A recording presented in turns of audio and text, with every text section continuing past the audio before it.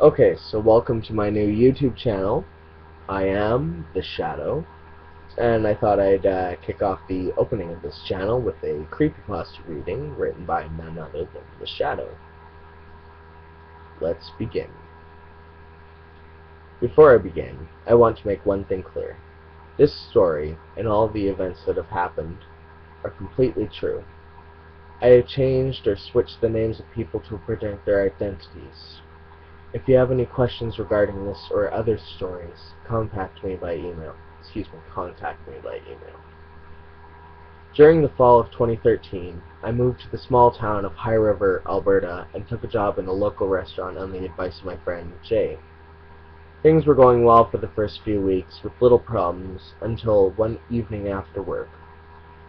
Jay and I were having a cigarette and he brought up a topic in which I have an immense, deep understanding of: psychic sensitivity. I, myself being a confirmed psychic, was instantly enthralled by this conversation. During the conversation, we left to my car to go back to where I was living. As soon as he got in the door, the energy in the house suddenly changed. It was as if someone switched on a light that it required, intensified, whatever you want to say, made possible for the room to be just illuminated with darkness. As we ascended the stairs towards my bedroom, Jay suddenly stopped at the top of the stairs and remained motionless for several seconds before turning and fleeing down the hall to where my door was slightly ajar. I stopped in the exact same place that he stood moments ago, and, looking forward, saw nothing out of the ordinary, but I felt a very peculiar energy. I shrugged and turned to go towards my door at the end of the hall, and as I walked got closer and closer, the energy intensified. Remembering from experience that running while in a panic increases your panic, I didn't care, and I ended up sprinting the last few feet towards the door and slamming it behind me. From that day forward, until I moved back to Calgary, I never went anywhere without feeling fear. The next day, the kitchen staff were gathered around Jay as I was walking in, looking quite interested in the tale he was telling. I, of course, already knew what he was talking about. Last night, the thing we had seen at the top of the stairs was a demon, bad spirit, hand, bad energy, whatever you want to call it. It's all schematics, who cares? During the time that we were investigating this demon spirit, we began calling it the gate spirit, as this entity came out of the gate near the golf course, down what every team in town calls the creepy path. We now know that what came out of there was dangerous because of what followed. We had re-entered my car parked near the gate, and Jay said, "Let's go to the back roads." I saw nothing wrong with doing that, something I came to regret much later. There was a long silence after we parked in our spot, which was nothing new. We usually would just sit there, parked, we would light up our cigarettes and then talk. But on this night, Jay just sat there, notebook and pencil in hand, working on some of his artwork, or you would think. He started to breathe heavily, and then in a voice that surely couldn't have been his own, said just one word: "Run." I thought he was just screwing around the way he always has, but the way his voice had changed made me think there was something a little bit more, so I opened the door and exited the car. Pulling a cigarette out of my pack, I started walking away, trying to light it. I heard the passenger door of the car open and footsteps coming my way. A little fast, whatever, normal walking. So I started to walk away, continually trying to light my cigarette. The footsteps behind me quickened, so I threw my cigarette and my lighter down and sprinted with all my might down the road, middle of nowhere after dark. I got about 100 yards down the road when Jay called back in his normal voice, telling me to come back. I stood there for a moment, trying to comprehend: do I go back there where there's possible danger, or do I take my chances out here? When I got an immense feeling of darkness, I looked, and the darkness surrounded me. It was something straight out of a horror movie. I got back. I gathered myself. thinking he said to come back. Well, do I go back? I don't know.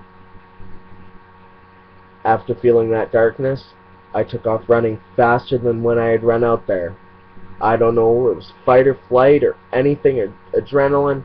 I just knew I had to get back there. I was screaming, I'm coming, and sobbing all the way back there because of this intense fear that I felt. When I got back to the car, we got back in, sped right out of there like a bat out of hell, lighting a cigarette on the way. We drove around and parked in all places. The graveyard. There, Jay suddenly looked down at the notebook and pencil still in his lap and started writing fast. Some strange things, I'll bet that. I snapped my fingers in front of his face and got no response. So as he continued to write it, I exited my car, went around back, opened the back door, and proceeded to grab my roofer's hammer, the kind that has an axe on the back of it. I roof part-time in addition to working at that restaurant. When I got back in the car, Jay was back to his normal self. He looked at the roofer's hatchet with a slight look of trepidation. I gave him a shrug, but he seemed to be back to his normal self. I glanced over at the notebook, and what I saw there frightened me to no end. It was a series of derogatory and evil things directed towards me. I asked him what the hell he was on when he wrote that, and I was met with a blank look on his face. Did I write this? He inquired in what seemed a genuinely confused tone. I validated his question by saying, yeah, to him. We drove away and ended up on a residential street across from an elementary school, next to a white picket fence, and a house. Jay began speaking in that strange tone of voice again. He was saying things far too quiet for me to make out at first, but a few seconds later he began speaking louder, and I could make out the word being whispered. Die. I raised my right eyebrow quizzically, and began asking this thing some questions. Funny enough, earlier, Jay and I had been speaking about the meaning of life, and I asked him, and he said, I don't know what the hell you're talking about. I asked the thing that was currently inhabiting my good friend Jay, off the cuff, do you know what the meaning of life is? To which the thing replied, I love to kill.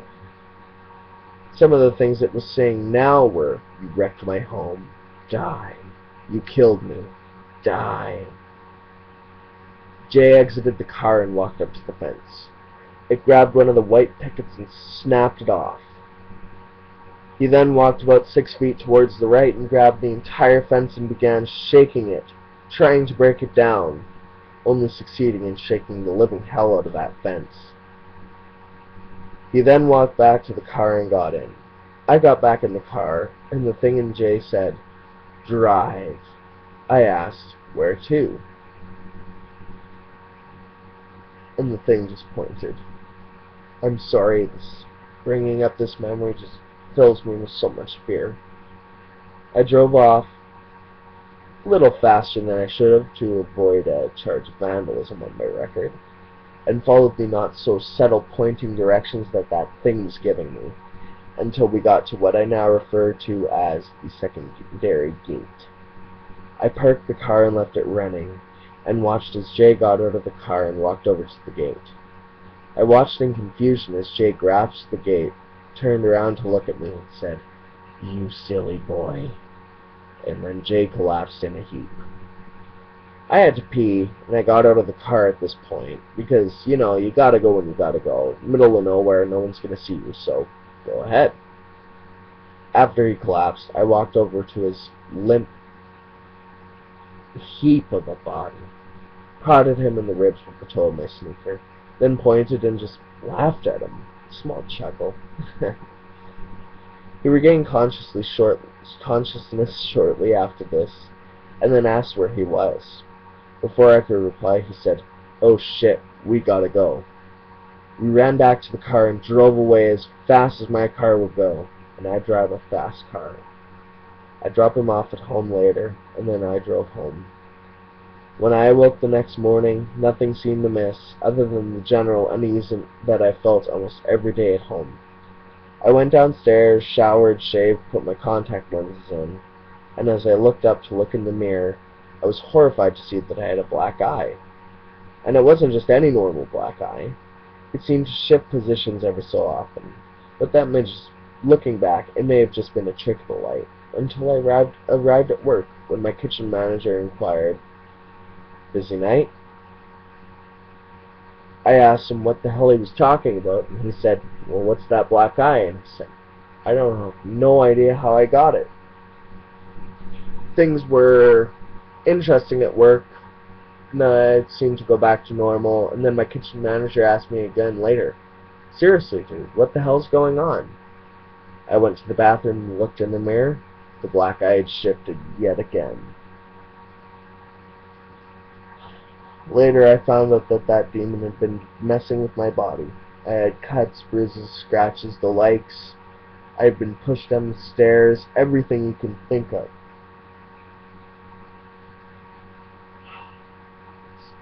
It's too hard to talk about.